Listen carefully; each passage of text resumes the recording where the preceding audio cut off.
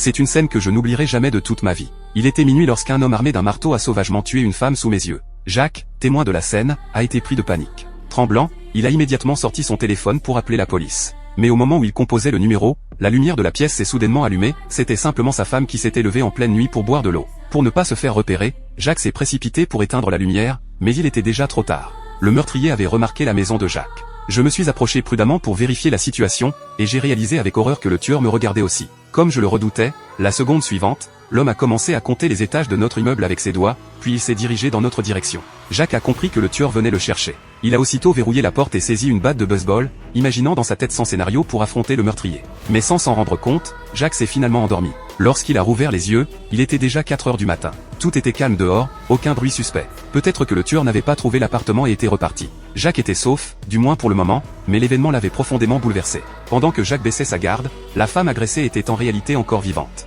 Elle avait même réussi à attraper son téléphone pour appeler la police. Mais le tueur était toujours là. Il lui a arraché le téléphone des mains et lui a asséné 2 nouveaux coups de marteau. Cette fois, la femme était morte pour de bon. Jacques a passé la nuit entière dans son salon. Le lendemain matin, la police a retrouvé le corps et a commencé à recueillir des indices. Jacques voulait témoigner, mais en voyant sa femme et sa fille, il a finalement renoncé. Il ne voulait pas mettre sa famille en danger pour une affaire qui, après tout, ne le concernait pas directement. Depuis, cet événement obsédait Jacques et perturbait son quotidien. Un soir, alors qu'il regardait les informations avec sa femme, ils ont vu un reportage sur le meurtre qui avait eu lieu dans leur quartier. Soudain, le téléphone de la maison a sonné. Sa femme a décroché, mais personne ne répondait. Elle a pensé à une mauvaise blague. Quelques secondes plus tard, le téléphone a sonné à nouveau, toujours sans réponse. Jacques a immédiatement senti que quelque chose n'allait pas et a pris l'appel lui-même.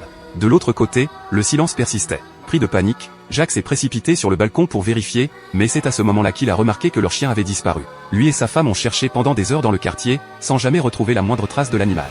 Face à l'obscurité oppressante de la résidence, Jacques a compris, le tueur le ciblait désormais. De retour chez lui, la sonnette a retenti. C'était la femme qu'il avait rencontrée dans l'ascenseur quelques jours plus tôt. Elle a sorti une photo et a demandé à Jacques, sans détour, « Tu as vu la scène du meurtre, n'est-ce pas ?» Pris de panique, Jacques l'a immédiatement chassée pour protéger sa famille, sans se douter que son choix allait la condamner. En effet, à peine entré dans l'ascenseur, un homme portant une casquette noire l'a suivi. Jacques l'a tout de suite reconnu, c'était le tueur. Jacques a discrètement quitté l'ascenseur et a vu du coin de l'œil que les portes se refermaient et que l'ascenseur descendait au rez-de-chaussée. Il pensait que tout danger était écarté. Mais au moment où la femme ouvrait la porte de son appartement, le tueur a surgi brutalement de la cage d'escalier et l'a violemment poussé à l'intérieur. Pris de remords, Jacques est finalement allé au 4e étage pour retrouver la femme. Mais lorsqu'il est arrivé devant son appartement, la porte était entrouverte. Jacques a ressenti un terrible pressentiment. Il a discrètement jeté un œil à travers l'ouverture et a découvert une scène d'horreur.